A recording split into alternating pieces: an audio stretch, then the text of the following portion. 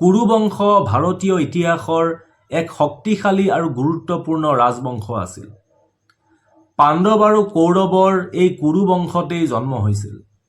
মহাভাৰতত উল্লেখিত কুৰু বংশৰ প্ৰথম পুৰুষজনে আছিল মহাৰাজ কুৰু। অৰ্থাৎ মহাৰাজ কুৰুৱেই কুৰু বংশৰ প্ৰতিষ্ঠা কৰিছিল। মহাৰাজ কুৰু এজন মহান ধৰ্মপ্ৰিয় তপস্বী বেদৰ সকলো নীতি নিয়ম মনা এগৰাকী মহান ৰজা আছিল। মহাৰাজ কুৰুৰ জন্ম চন্দ্ৰবংশত হৈছিল। মহাৰাজ কুৰুৱে নিজৰ ধৰ্ম জ্ঞান আধ্যাত্মিকতা আৰু নিজৰ তপস্যাৰ বলত এডোখৰ ভূমি ইমানেই বেছি শক্তিশালী আৰু পবিত্ৰ কৰি পেলাইছিল যে স্বয়ং ইন্দ্ৰদেৱে এই ভূমিক বৰ দিছিল যে এই ভূমিত মৃত্যু হোৱাজন চিধাই স্বৰ্গপ্ৰাপ্তি কৰিব। আৰু এই ভূমিডোখৰৰ নামেই হৈছে কুৰুক্ষেত্ৰ। অৰ্থাৎ কুৰু ৰজাই এই ভূমিতেই তপস্যা কৰাৰ বাবে এই ভূমিক কুৰুক্ষেত্ৰ বুলি কোৱা হয়। আৰু এই ভূমিতেই মহাভাৰতৰ যুদ্ধ হৈছিল, আপোনালোক সকলোৱে জানে। আৰু এই কুৰুক্ষেত্ৰৰ ভূমি কিমান বেছি পবিত্ৰ আছিল আপুনি এই কথাৰ পৰাই অনুমান কৰিব পাৰিব। কাৰণ এই কুৰুক্ষেত্ৰৰ ভূমিতেই ভগৱান শ্ৰীকৃষ্ণই অৰ্জুনক গীতাৰ জ্ঞান দিছিল। এই কুৰুক্ষেত্ৰৰ ভূমিতেই ভগৱান শ্ৰীকৃষ্ণই অৰ্জুনক নিজৰ বিৰাট ৰূপ দেখাইছিল। গতিকে কিমান বেছি পবিত্ৰ হ'ব লাগিব এই কুৰুক্ষেত্ৰৰ ভূমি।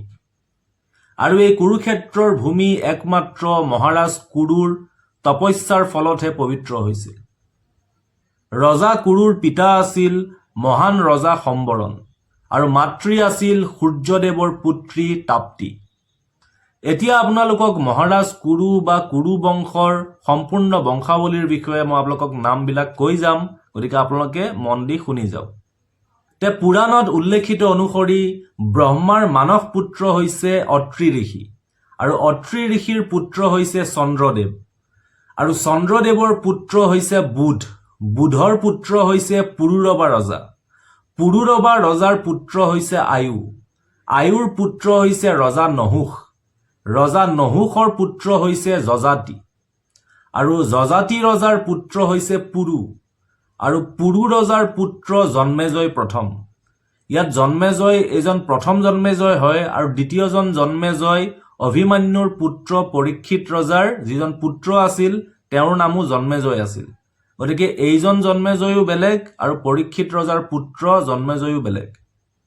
গতিকে এইজন হৈছে পুৰু ৰজাৰ পুত্ৰ জন্মেজয়। ইয়াৰ পাছত জন্মেজয়ৰ পুত্ৰ হৈছে প্ৰাচীনবান। প্ৰাচীনবানৰ পুত্ৰ হৈছে ৰজা প্ৰবীৰ।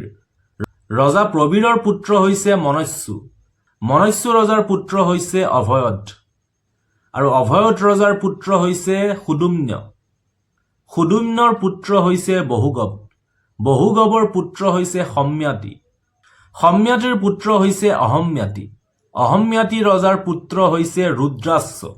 ৰুদ্ৰাশ্ব ৰজাৰ পুত্ৰ হৈছে ঋষেউ। ঋষেউ ৰজাৰ পুত্ৰ হৈছে মতিনাৰ। এই সকলোবোৰ মহান ৰজা কুৰু বংশৰ বা কুৰু ৰজাৰ পূৰ্বপুৰুষসকলৰ নাম, অৰ্থাৎ কুৰু বংশৰ প্ৰথম ব্যক্তিকেইজনৰ নাম। ঋষেউ ৰজাৰ পুত্ৰ হৈছে মতিনাৰ। মতিনাৰৰ পুত্ৰ হৈছে তনচু। তনচু ৰজাৰ পুত্ৰই হৈছে ইলিন আৰু ইলিন ৰজাৰ পুত্ৰই হৈছে ৰজা দুষ্মন্ত। আপোনালোকে ৰজা দুষ্মন্তৰ নাম বা দুষ্মন্তৰ কাহিনী নিশ্চয় শুনিছে। ৰজা দুষ্মন্তই শকুন্তলাক বিয়া পাতিছিল আৰু দুষ্মন্ত ৰজাৰ পুত্ৰই হৈছে ৰজা ভৰত আৰু এই ৰজা ভৰতৰ নামতেই আমাৰ দেশৰ নাম ভাৰত হৈছিল বুলি কোৱা হয়। ইয়াৰ পাছত ভৰত ৰজাৰ পুত্ৰ হৈছে ভূমন্যু। ভূমন্যুৰ পুত্ৰ হৈছে সুহত্ৰ। সুহত্ৰৰ পুত্ৰ হৈছে হস্তি আৰু এই হস্তি ৰজাৰ পৰাই হস্তিনাপুৰ নামটো আহিছিল। অৰ্থাৎ হস্তি ৰজাই হস্তিনাপুৰ ৰাজ্যখন স্থাপন কৰিছিল।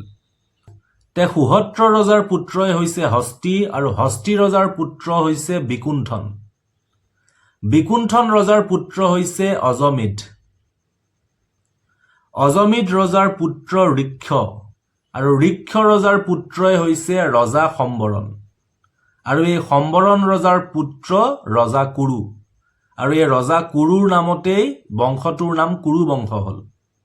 ইয়াৰ পাছত কুৰু ৰজাৰ পৰা বিদুৰথৰ জন্ম হয় আৰু বিদুৰথ ৰজাৰ পুত্ৰ আছিল অনাস্যা।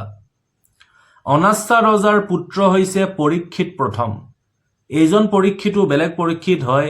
কাৰণ আপুনি মহাভাৰতত পৰীক্ষিত ৰজাৰ নাম নিশ্চয় শুনিছে, কিন্তু সেইজন পৰীক্ষিত আছিল অভিমন্যুৰ পুত্ৰ পৰীক্ষিত, যি অশ্বত্থামাই ব্ৰহ্মাস্ত্ৰ প্ৰয়োগ কৰিছিল উত্তৰাৰ গৰ্ভত, যাৰ ফলত পৰীক্ষিত ৰজাৰ জন্ম হৈছিল।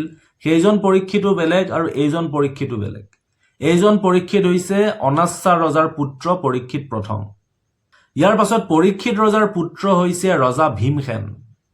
ৰজা ভীমসেনৰ পুত্ৰ হৈছে প্ৰতিশ্ৰৱা আৰু ৰজা প্ৰতিশ্ৰৱাৰ পুত্ৰ হৈছে ৰজা প্ৰতীপ।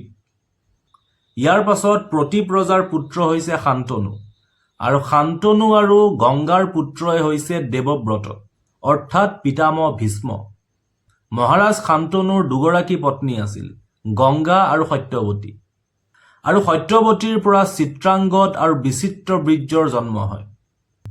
কিন্তু বিচিত্ৰ বীৰ্যৰ কোনো সন্তান হোৱা নাছিল, কাৰণ সন্তান হোৱাৰ আগতেই তেওঁ কম বয়সতে মৃত্যু হৈছিল। বিচিত্ৰ বীৰ্য ৰজাৰ পত্নী আছিল দুগৰাকী, অম্বিকা আৰু অম্বালিকা। আৰু যিহেতু বিচিত্ৰ বীৰ্য ৰজাৰ কোনো সন্তান নাছিল, গতিকে কুৰু বংশটো আগবঢ়াই নিবৰ বাবে সত্যৱতীয়ে নিজৰ পুত্ৰ বেদব্যাসক অনুৰোধ কৰিছিল যাতে অম্বিকা আৰু অম্বালিকাৰ পৰা তেওঁ পুত্ৰ জন্ম দিয়ে।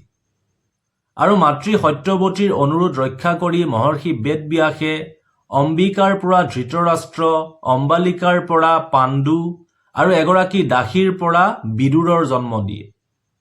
কেৱল মাত্ৰ কুৰু বংশটো আগুৱাই নিবৰ বাবেহে মহৰ্ষি বেদব্যাসে অম্বিকা আৰু অম্বালিকাৰ পৰা পুত্ৰ সন্তান জন্ম দিয়াইছিল।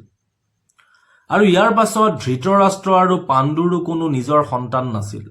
মহৰ্ষি বেদব্যাসৰ আশীৰ্বাদত গান্ধাৰীৰ পৰা 100 পুত্ৰ অৰ্থাৎ 100 কৌৰৱৰ জন্ম হৈছিল।